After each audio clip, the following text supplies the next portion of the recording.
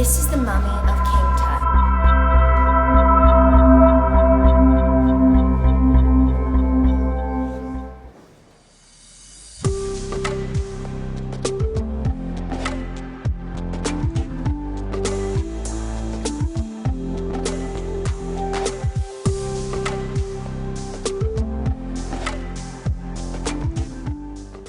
We are at the Temple of Luxor.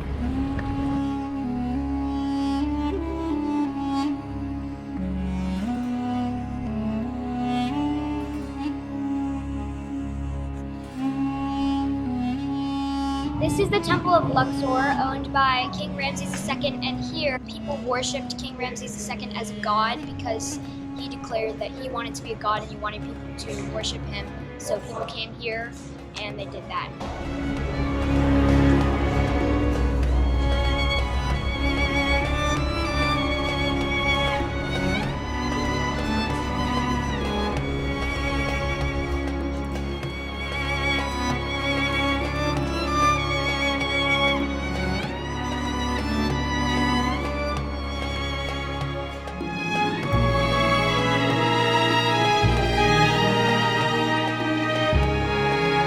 This is an obelisk which ancient Egyptians would use to honor the sun god Amun-Ra.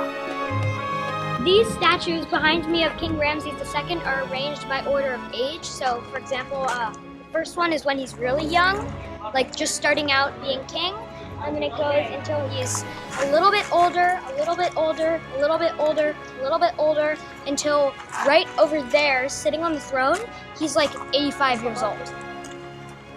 So to describe a little more of what Jack's saying, our tour guide taught us that the sculptors who made the statues of King Ramses II, although they did include the same features in every statue of a pharaoh. For example, a fake beard would be a sign of wisdom. You can see that the sculptor did add in the distinctive features of the king, but you will also see that if you go up close to some of the statues, as the king gets older and older, some wrinkle lines appear on his face. Alexander the Great came here in Egypt and conquered it, and he built this part of the temple.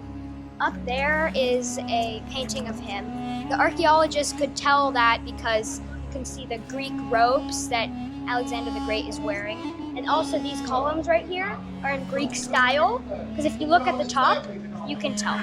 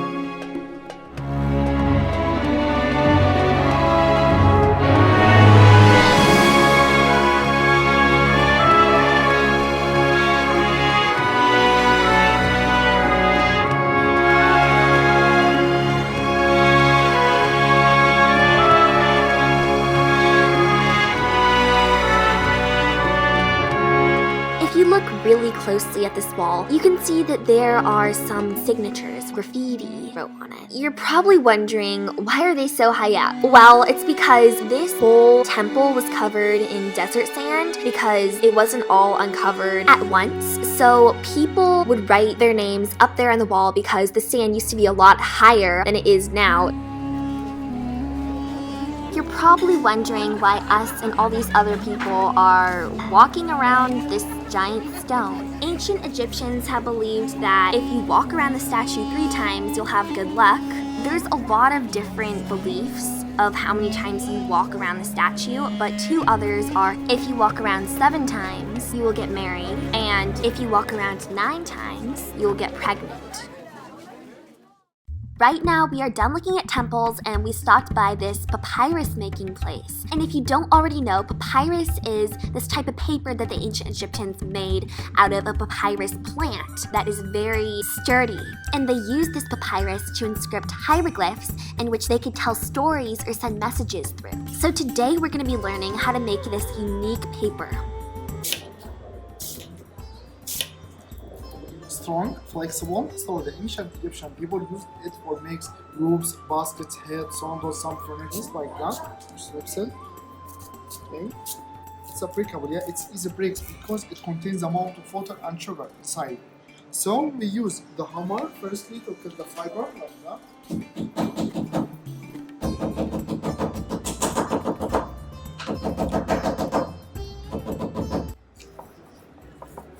Here, yeah.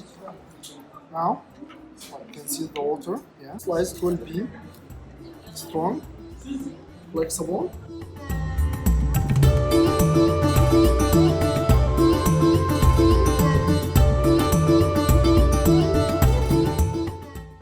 Now, rearrange the slices in the vertical line, then add horizontal like that, according to what size I need to make it. Yeah.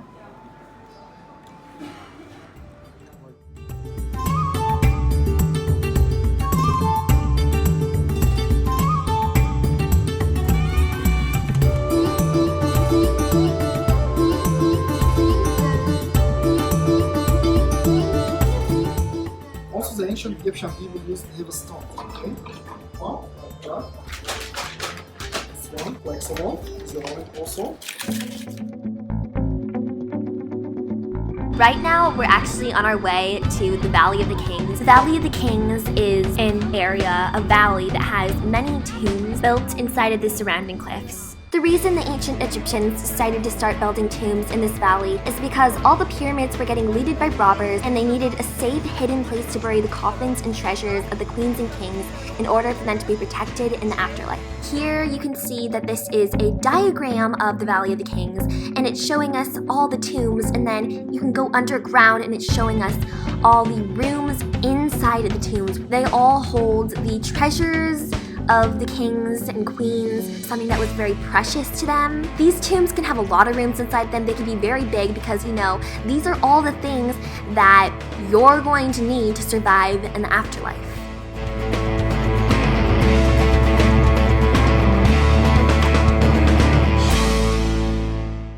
Here we are in the Valley of the Kings, and there's like 60 or more tombs here.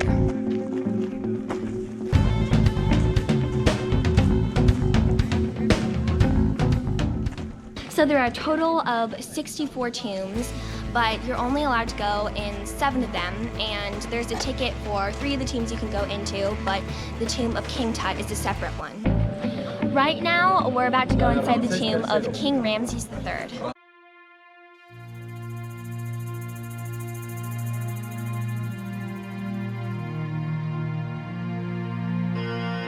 We've entered the tomb of King Ramses III, and behind me there's like hieroglyphs flooding the whole walls. It's crazy. Check out all this graffiti behind me. Some of it is actually from the 3rd or 4th century, and we think that some of that graffiti right there is in Greek.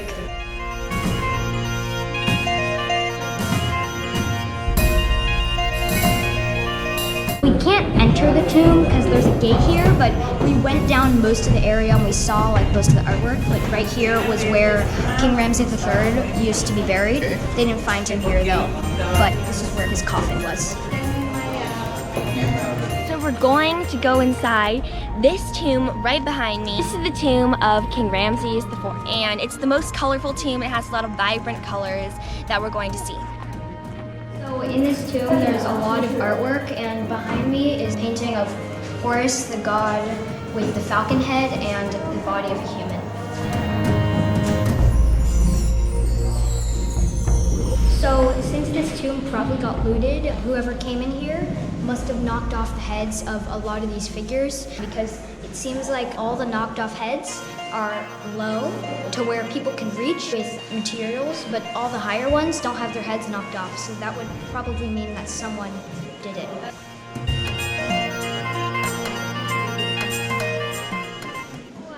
This is the last tomb we're going to enter. It's the tomb of King Tut, and we're actually going to see his mummy in here. King Tut only lived to age 19, and he became the king of Egypt, the pharaoh, when he was 9 years old, so he got to rule for 10 years. But that means they only had 10 years to build this tomb, and that wasn't that much. Sometimes it took like 35 years to make a tomb for the pharaoh. But this time they only had 10 years, so they just made it quick, and it's the smallest tomb in all of the Valley of the Kings. This is also the only tomb they found that nothing was stolen from it, it wasn't looted, and also the mummy was still there. This is how the tomb looked when they first found it.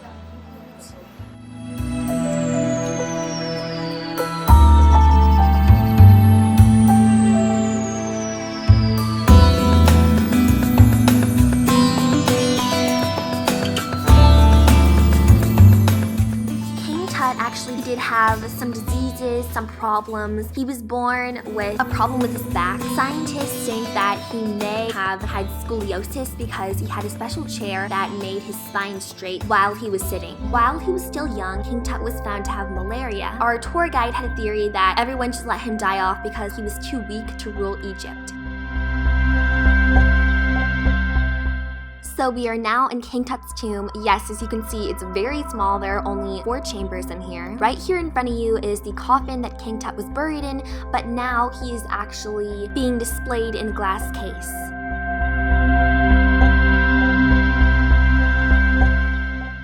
This is the mummy of King Tut.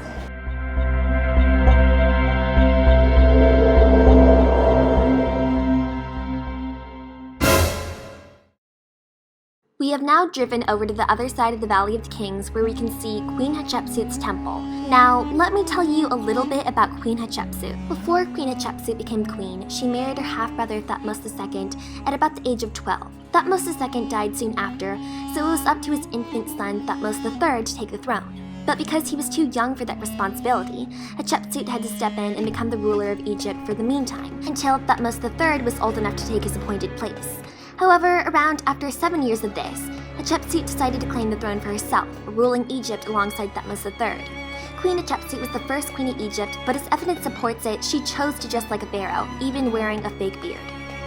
We are on the other side of the Valley of the Kings, and on the side we were previously on is where Queen Hatshepsut's tomb is, but on this side there's a temple built for her right behind me, and it's carved out of the stone, which is really cool, and there's tons of other tombs here too where they would hide the tombs over here on the other side of the Valley of the Kings so that the people who were trying to steal the stuff wouldn't be able to get to them.